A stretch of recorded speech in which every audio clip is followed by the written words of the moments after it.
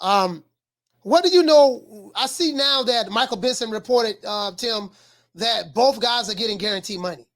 Now, I don't like talking about money. The reason why is because I, I'm not. I don't know the knowledge, the ins and outs in boxing like you do, because you are actual fighter. People who do this Yeah. every day, you've seen business, you've seen on the boxing contracts. You know the language, the lingo. You know what types of attorneys you need in order to negotiate these types of deals. Us online, we don't know that. We don't have an experience with that. A lot of us have minimum wage jobs, and not me myself, but a lot of dudes have minimum wage jobs. That's why it always befuddles me when guys trying to give multimillionaires financial advice when you get what I'm saying. But I say all that to say this: both of these guys, according to Mike Carpenter, are getting guaranteed money. Both of them are getting 8 figures. So, in your opinion, did Crawford do the right thing now? He took the David Avanesian fight instead of waiting around once he found out that the fight was going to happen in 2023. When you sit back and look at it now, he got a lot of flack for that. But when I sit back and look at it now, I'm like, damn, that was the best thing he could have did, because he got paid for that fight. And then now he's in the process of him and Spencer getting ready to fight each other in July. And now they're getting guaranteed money, when before it was 80-20, no guarantee, take whatever we give you. You know what I mean? So now he's getting an 8-figure guarantee, and Errol Spencer's getting an 8-figure guarantee. What say you about that, how that played out? I think it played out in favor of Crawford. I think Crawford did right by not signing that first contract. Once you get that first contract, you ain't supposed to sign that first contract. Yeah. You ain't supposed to sign that, man. It's called negotiation. Yeah. And the fact that Crawford stood by his decision, because once you make that decision, man, you got to deal with the consequences. Yeah. He's been out of the ring for some time, and he had set up a fight with Avanesian, made some bread there. But the better part about that, it's not about the money, it's about the activity. Since they've been in the ring since August, it's been some time since he's been in the ring, man. Yeah, whereas Crawford, months. Crawford has exactly, whereas Crawford has was just in the ring not too long ago. So Crawford gonna be sharp. That's the only thing that kind of boggles me a bit is that the inactivity of Spence, and would that be a problem? But then I look at his track record. Spence ain't been busy, man. Go back. I think 2019 or so. I think he's had maybe 2-3 fights. Yeah. If that, yeah. There ain't been much activity. But his last performance against Uga was wow. His last performance against Ugas was unreal. Mm-hmm. It was unreal what he was able to do to Ugas, being out of the ring for that long, coming back, being as strong as he was, and having the condition he had, bro. I ain't gonna lie, it had my freaking eyebrows going like, huh? Yeah. Wow. How do you do that? Damn, he looks good. So no telling what Spence can do, man. Look, it's a man that survived that car accident, man.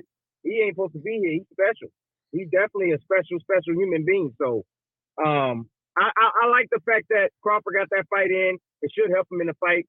As far as negotiations goes, I don't know what they negotiated. I'm glad that they both getting now an exact figure, which is great. Just the pay-per-view numbers got to be right. That's it. So everybody can make money. Would you say this fight is more so for the? I feel like this is a fight for us hardcore boxing fans. I feel like, okay, we got the Tank Davis, Ryan Garcia. That was more for TikTok and Instagram and stuff like that audience. But I feel like this fight with Crawford and Spence, this is more for the hardcore fans. They would probably be more excited about it. What say you about that?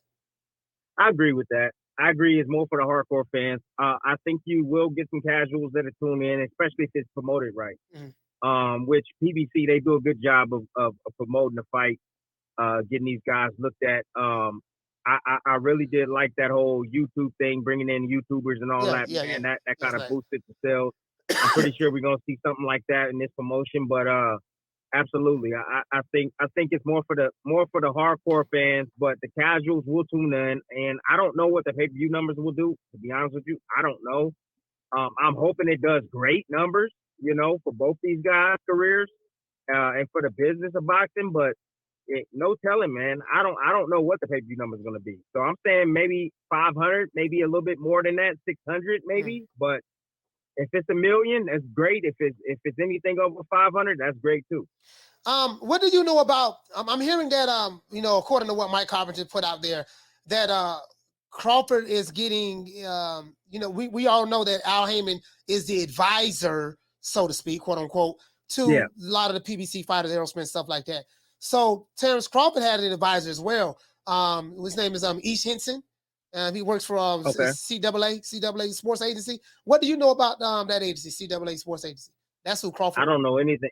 To be honest, I don't know anything about that agency. I don't know too much of Crawford's business and how he operates as far as that goes. I've seen him before. I said hi in the past to the gentleman, but I don't know anything about that agency.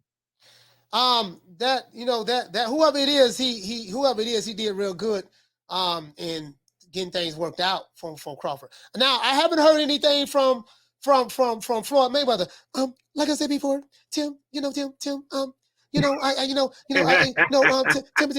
Bradley, hell of a fighter, and he's a hell of a fighter. But we haven't heard anything from Floyd. Floyd said that until you hear it from me, don't believe anything anyone says. That's what he said to Fight Hype last year. He said, if you don't hear it from me, you know what I mean? Don't listen to Mike Carpenter. Don't listen to no one. If you don't hear it from me or Fight Hype, don't believe it. What say you about that? We haven't heard anything from Floyd. So, could this just be smoke and mirrors, this announcement? Man, I don't know, man. Like I told you, I don't know. Listen, I'm holding my breath because, we've gotten this far. I don't think we've gotten this far before. But I mean, when Floyd Mayweather says something, man, you got to listen because he don't be lying. He don't be lying I'm telling you, he don't be lying, man. No, he don't be lying. He be backing up everything he be saying. So, we just got to wait and see, man. We just got to wait and see. Again, once that promotional tour starts, man, that's when it gets real. Popping. So, I see Crawford selling T-shirts on his website. Crawford has his own spot too, up in Omaha. So he has his own spot where he sells all this stuff at. So Crawford doing his thing, man. Crawford is doing his thing. He's a smart businessman. He's doing his thing, man. When he leaves boxing, he ain't gonna ever have to return. His kids, and his kids' kids, and his kids, they all gonna have money. Crawford family gonna have money for years to come. So he's doing his thing, man. Well, so the pivot a little bit, Tim. Let's talk about Devin Haney and Vasily Lomachenko. Now, Tim, I'm gonna be honest with you. I haven't heard the commentating because when I do fight parties, I have the volume down. That's so I can just focus on the fight. I always do this. And then I went back and rewatched it with the volume down just to look and see, just to really look and focus on it. Now I'm going to rewatch the fight again, with the volume. A lot of people said that the commentating, particularly you and Andre Ward. I don't know if they said Dre, but from what I'm hearing, they said that it seemed like the commentating was pro Loma. What say you about that? Because I haven't heard it, but I'm going to go back and listen to it. When people don't want to hear what they want to hear, when people have things invested, when people like money, for instance, even they're fan of that person, it doesn't matter. It doesn't matter what you do. I mean, I could talk about Loma, I could talk about Haney, we can go back and forth, and it ain't never good enough. Right. So, I just pretty much call what I see. Dre was heavy on. I remember listening. Dre was heavy on Haney and what he was doing early on. And then I was talking about speaking on Lomachenko and what he's doing and what I'm going to see or what we possibly may see later in the fight, which end up happening, by the way. So, we mix it up. Yeah. We try not to be as heavy on one fighter. If Dre is heavy on one guy, it was just, I remember the fight beforehand. We had Lopez versus Oscar Valdez. and Dre was heavy on Valdez, but I was talking about Lopez and what he was doing, because you got to understand that Lopez has fans too. Yeah. And they want to hear some of the things he's doing and what he's doing well. Right. And also, you know, when he's landing shots, he's just landed a 4-piece combination. But if nobody's talking about the 4-piece combination, but we keep talking about Oscar Valdez, then that's biasy. That's the bias right there. Is everybody's saying, oh, it's so biased, it's so biased. So, you know, we try to mix and match, bro. We try to go, you know, just Dre is heavy on one guy and I'm heavy on the other guy, and we go back and forth. If there's particular rounds, and you will see, I think it was in like the 4th round where Haney completely won the round. We both was on Haney. And if you go like to the 9th and the 10th round where Loma dominated, we both was on Loma. So, you know, you can't please everybody, man. At the end of the day, I think that this fight, the result of this fight, depended basically on what Loma was able to get away with or able to do. So I was really paying attention to what Loma was doing and trying to set up, and I was paying attention to the fact that every time you see Loma pull forward or push forward, that's when things got really dangerous for Haney. That's true. When I know Loma was on his back foot, Loma was on his back foot, Haney was controlling everything. He was controlling the range. He was hitting him with body shots. He was hitting him with counters. He was able to catch Loma in between. When Loma tried to attack, he was able to fight off his back foot and then counter back.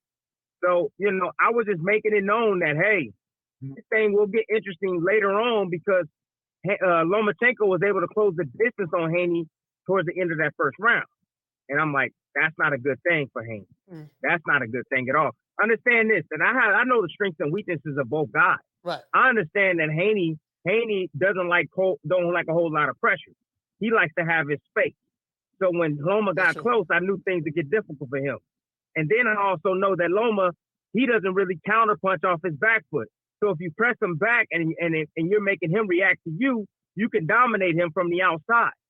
You can have the judges, or trick the judges that you winning just by bagging them up, throwing punches, whether they landed or not. And the judge is gonna be like, oh, okay, he's the aggressor. Effective aggression. So, you know, at the end of the day, man, I'm not gonna be able to please everybody. You know, same thing with my commentary, same things with my comments that I say. But it is what it is, man. I don't really pay too much attention to it, man. I do read the comments and stuff because I want to know what the fans are saying. But at the end of the day, man, you know, ain't nothing I can do about it, bro. Man, I'm out of here, bro. Let's go.